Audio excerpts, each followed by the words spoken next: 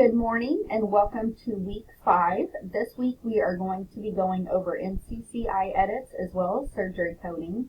So we'll continue with the practice examples on the discussion. I really wanted to give everybody props for last week. I had several of you that included a step-by-step of how you arrived at the code with what you looked up as your main term and then how you determined the appropriate code. So kudos to you.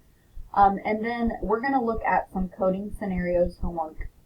And these are just a continuation of scenarios. There's 35 different scenarios, but they're all one-sentence scenarios, so there's nothing too complex.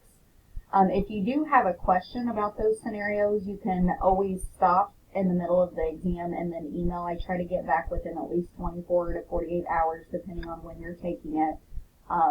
But through the week, it's usually 24 hours. So if you have a question on one, feel free to stop and then you can go back to it.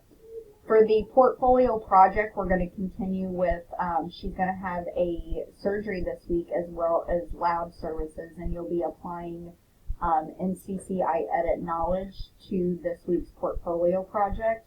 We will continue to have a live session this week. We will have it on Thursday like we have in the past, and I will send out some information on that. So we've got NCCI edits and surgery coding this week. So have a good week, everybody.